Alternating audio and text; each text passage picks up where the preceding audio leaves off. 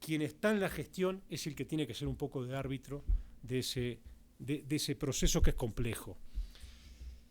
Una vez que nosotros definíamos los programas, íbamos al consejo del CONICYT y los delegados de la universidad miraban eso y decían, no, nosotros no queremos que se defina el problema ABC, queremos que se abra un poquito más, así entra más gente, ¿no? Esa era la lógica de los científicos.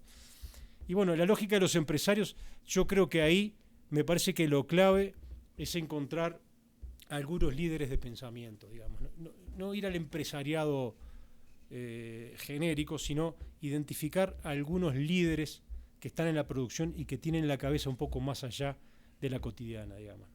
No sé si respondí toda la pregunta. En el caso de Uruguay, por ejemplo, en el INIA está constituido por un presupuesto que lo pagan los productores y el Estado. Me explico. El 4 por mil de todo lo producido se recauda por parte de la DGI para financiar el Instituto Nacional de Investigación Agropecuaria. Y los productores, a su vez, en la Junta Directiva tienen 2 representantes de 4.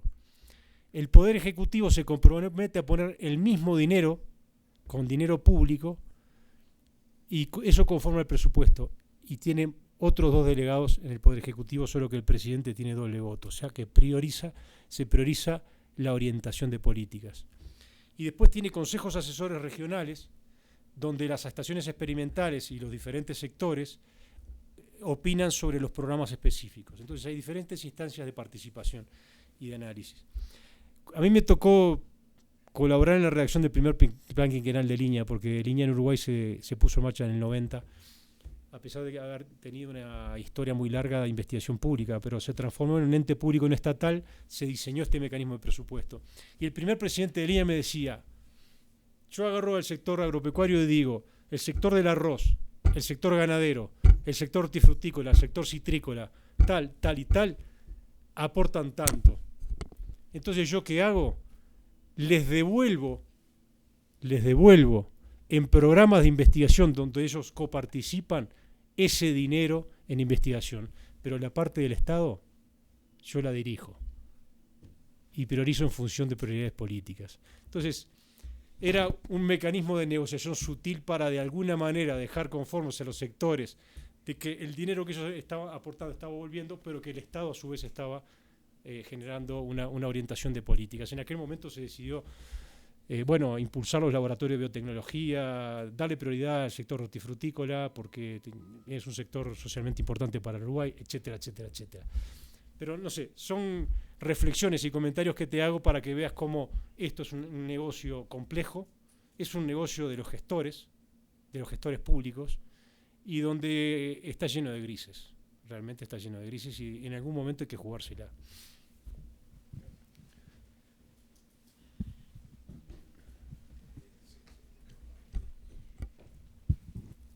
Yo quiero tomar un punto que en todas las láminas que has presentado, que decía que el crecimiento viene acompañado de mejor alimentación o de cambio de alimentación y también de más urbanización. Sí. Y yo quiero tomar esa palabra porque espero que en estas 5 semanas tratemos sobre el tema, ya que yo veo o pienso y creo que las innovaciones tecnológicas muchas veces traen reemplazo de personas en el trabajo. Significa de que la tecnología permite hoy en día de que menos personas hagan más. Por el otro lado, escuchamos, y también hoy durante el día, y lo vamos a seguir escuchando, y yo que estoy ahora acá en México, lo escucho bien, la necesidad muy grande de crear fuentes de trabajo. Entonces la pregunta va enfocada hacia eso. Si hay una necesidad política de crear fuentes de trabajo y las innovaciones tecnológicas reemplazan el trabajo, ¿cómo entonces se gestionan esas dos temas que son ambos interesantes e importantes? Y lo veo eso con la urbanización porque, por supuesto, de que si vemos los países desarrollados, menos de un 2,5, 3% de la población es la que trabaja en el sector rural. Y de América Latina supongo que también cada vez que se va industrializando o desarrollando más, menos personas del campo producen más. Acá va a pasar lo mismo en México, ¿sí? Donde hay un porcentaje muy grande y cada vez menos. ¿Cómo entonces los gobiernos ven ese tema de la innovación, que en definitiva está en contra de políticas teóricamente de producir mano de obra, de dar trabajo a mano de obra? Yo no voy a hablar en nombre de ningún gobierno, ¿no? Entre otras cosas porque soy el secretario general de un programa iberoamericano donde hay 21 gobiernos, o sea que... Pero, a ver, otra vez el tema de la batería de instrumentos. En muchos de nuestros países hay un sector de la economía que son los pequeños y medianos productores, donde es un tejido social importante, donde en muchos aspectos tienen un peso importante en la producción de alimentos, en la seguridad alimentaria, en muchos casos es autoconsumo, y de alguna manera es importante mantener un foco para que no se nos genere un problema de carácter social. De manera que habrá que pensar en algunas políticas específicas. Eso por un lado. Por el otro, las innovaciones tecnológicas no reducen el empleo, generan nuevas oportunidades. Aumentan la productividad de los factores, incluyendo lo de la mano de obra, pero genera excedentes y genera oportunidades en otros campos. Lo acabamos de ver. Crecen unas tramas de escala y empiezan a aparecer los servicios de contrato. O sea, cambia la lógica. Yo tengo un amigo que se dedicaba mucho a este tema de los pequeños y los medianos productores, ¿no? Y cuando yo le apretaba para decirle, pero decime cuál es la solución, al final terminaba siendo un discurso un poco voluntarista. Entonces, lo que yo le transmitía a mi amigo es, no confundas políticas que apuntan a sectores que tienen que ver más con políticas de infraestructura y sociales que con políticas que apunten al mercado. Hay un sector, al menos en Uruguay, de los productores que están en la economía de mercado, y a esos los instrumentos de mercado. Y hay otro sector que están fuera del mercado. Entonces, no apliques instrumentos de mercado a los que están afuera del mercado.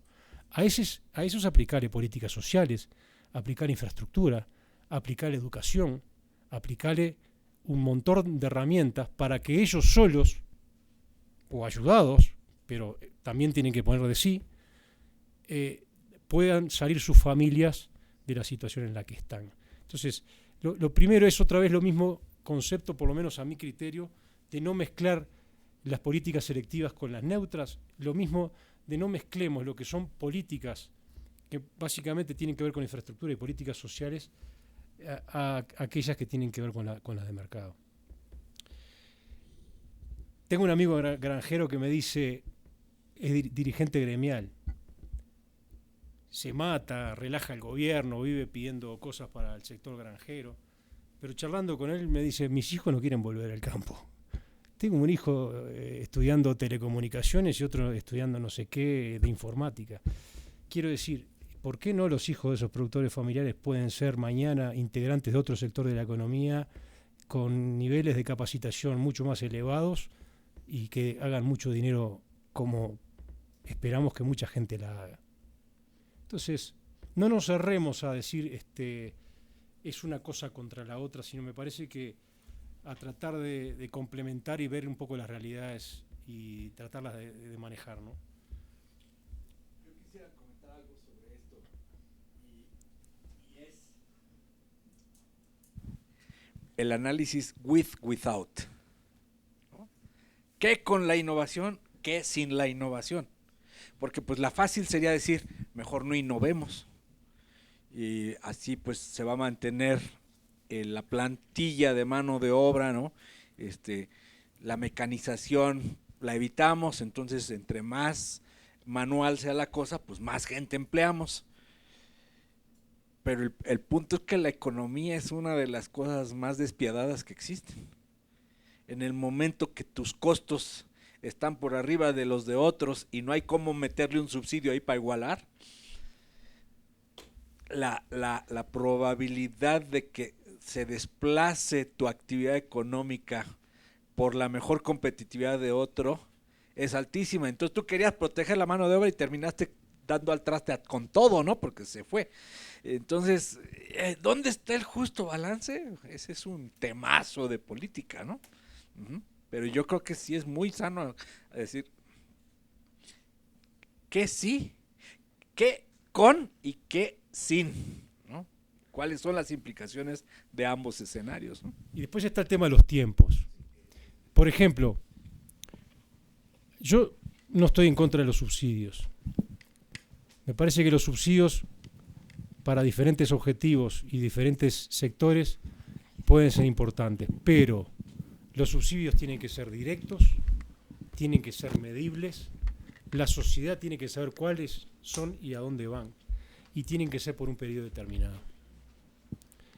Hasta que se logra el objetivo. En el Uruguay se subsidiaban las plantaciones forestales durante 20 años, porque es un sector de la economía que si tú no le aplicás subsidios, ahora estoy hablando a gran escala, pero no le aplicaba subsidios, el sector privado no se volcaba a arriesgar para invertir en el sector forestal.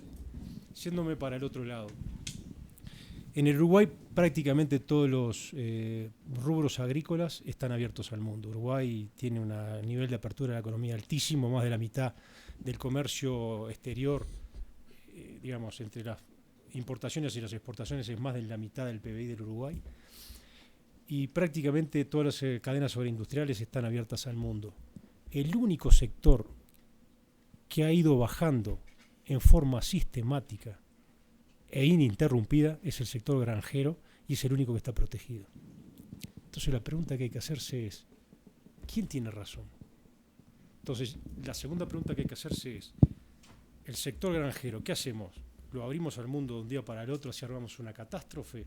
¿O generamos una serie de instrumentos para ir abriéndolo en forma gradual al mundo hasta que algunos productores y algunos rubros se transforman en competitivos en el marco del comercio internacional? Esas son las preguntas que hay que hacerse. Nosotros no tenemos la Unión Europea. Está muy lindo esto de los subsidios para el sector agrícola, pero ellos generaron excedentes durante mucho tiempo, y ahora ya no lo están teniendo, para subsidiar un sector que entendían que era importante. Ese sector de la economía está perdiendo competitividad y dada la situación como viene la cosa, y como ustedes habrán visto, los que crecemos en producción, en productividad y en exportaciones somos otros. Entonces, se viene una operación verdad.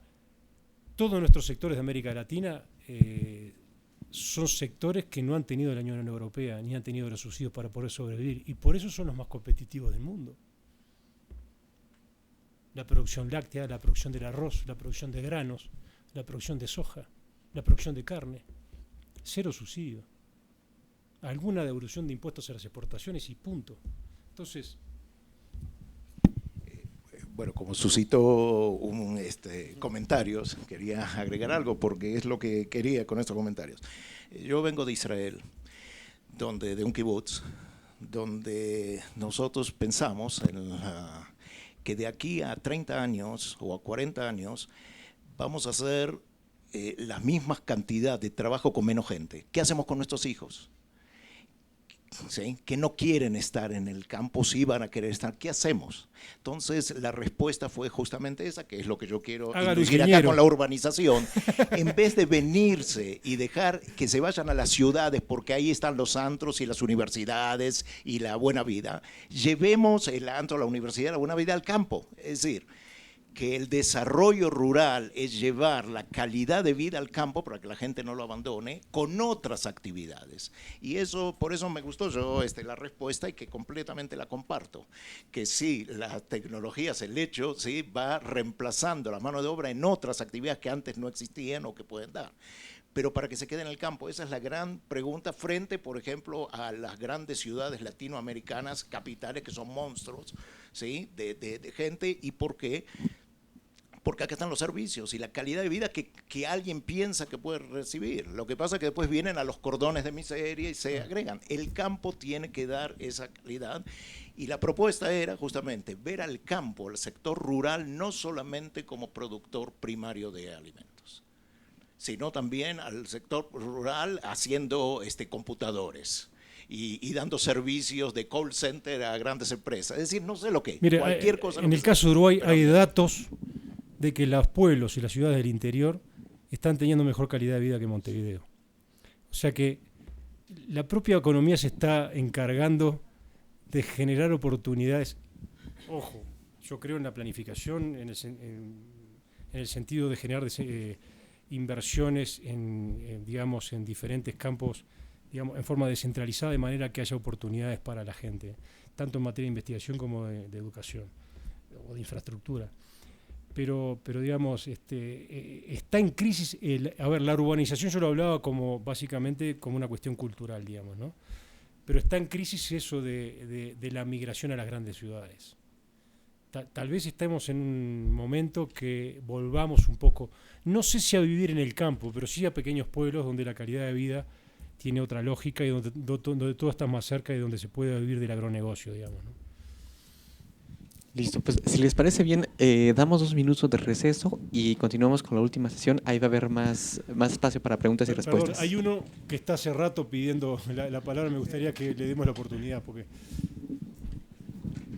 Un minutito nada más.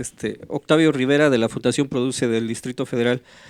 No sé si esté de acuerdo en que en esta lista que ya tenemos de innovaciones relevantes para el sector agroalimentario se incluyera una que yo creo que está de moda, aunque creo que es de las primeras que acompañó el desarrollo de la humanidad. En este caso me refiero a la conciencia holística de cómo vivimos, ¿no? Porque creo que hasta estas alturas nos damos cuenta de cómo el haber inventado un auto llegó a tener tal potencial que cambió el clima de todo el planeta, ¿no? Entonces, yo creo que esta conciencia o esta herramienta también es un elemento dentro de la cadena de innovación para poder descubrir lo que realmente se necesita en el campo.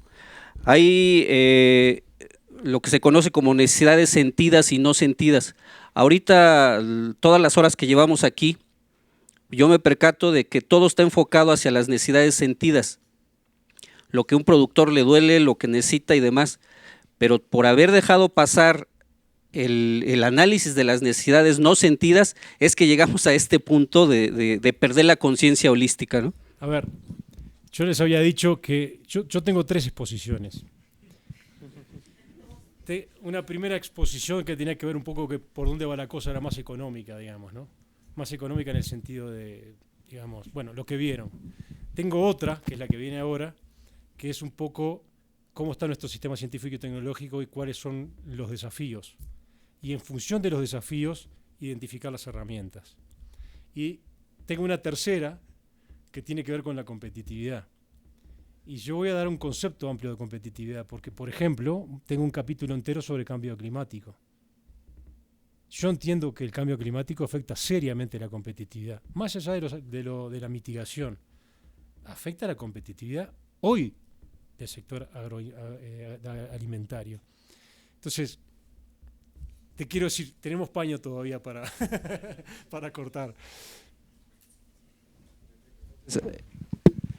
Damos 2 minutos para que estiren los pies y regresamos para concluir las sesiones del día de hoy.